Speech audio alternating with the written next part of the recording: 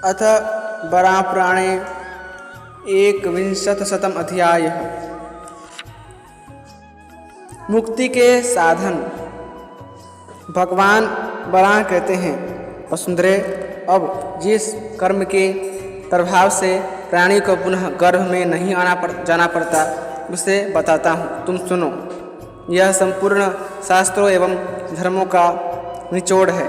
जो बड़ा से बड़ा कार्य करके भी अपनी प्रशंसा नहीं करता और जो सदा शुद्ध अंतःकरण से शास्त्रीय सत्कर्मों का अनुष्ठान करता रहता है, वह उन सत्कर्मों के प्रभाव से भी पुनः जन्म नहीं पाता।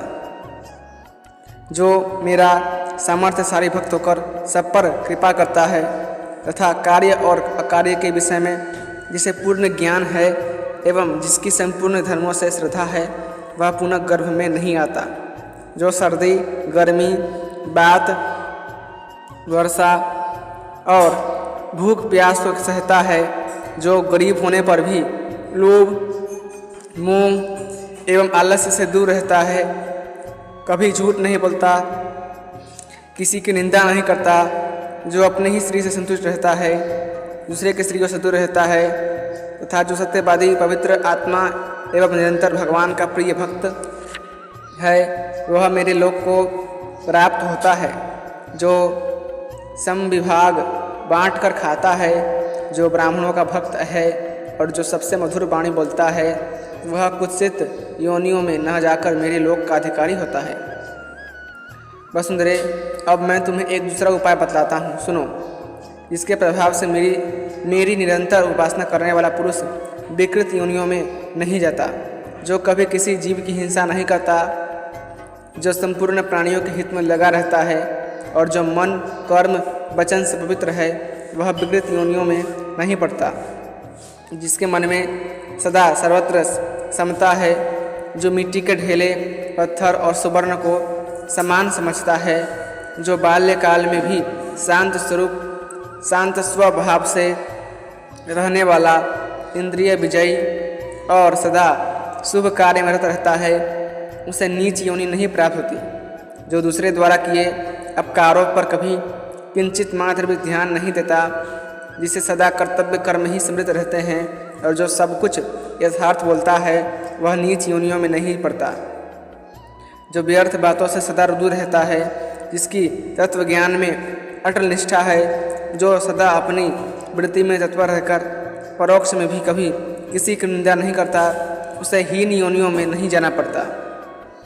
हे भद्रे, जो ऋतु काल में ही संतान प्राप्ति की इच्छा से अपनी स्त्री से सहवास करता और सदा मेरी उपासना में लगा रहता है, वह साधक हीन योनि में नहीं जाता। वसुंधरे, अब एक दूसरी बात का बताता हूँ, तुम मुझसे सुनो। जो सदा संयत रहने वाला पुरुषों का धर्म है और जिसको मनु, अंगिरा, शुक्राचार्य, गौतम मुनि, चंद्रमा, रुद्र, शंख लिखित, कश्यप, धर्मदेव, अग्निदेव, यवनदेव, यमराज, इंद्र, वरुण, कुबेर, सांडिल्य मुनि, पुलस्त्य, आदित्य, पितृगण और स्वयंभू ब्रह्मा आदि वेद धर्म दृष्टाओं ने पृथक पृथक रूप से देखा और वर्णन किया है। उस धर्म के पालन में जो मनुष्य निश्चित रूप से तत्पर रहकर अपने आप में परमात्मा को देखता है, वह विकृत योनि में न जाकर मेरे लोक में जाने का अधिकारी है।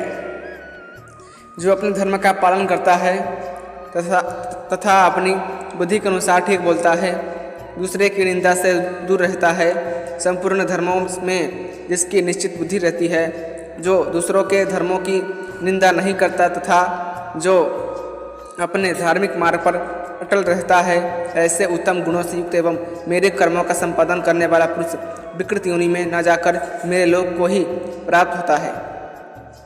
जिनकी इंद्रिया बस में है, जिन्होंने क्रोध पर पूरा नियंत्रण कर लिया है, जो लोभ और मोह से सदा दूर रहते हैं, जो विश्व के उपकार में तत्पर हैं, जो देवता, अतिथि तथा गुरु में श्रद्धा रखते हैं, जो कभी किसी की हिंसा नहीं करते, मध्य मांस का कभी सेवन नहीं करते, जो अनुचित भाव बंधन करने की चेष्टा नहीं करते, जो ब्राह्मण को कपिला धेनु का दान करते हैं, ऐसे धर्म से युक्त पुरुष गर्भ में नहीं पड़ते, वे मेरे लोक को ही प्राप्त होते हैं।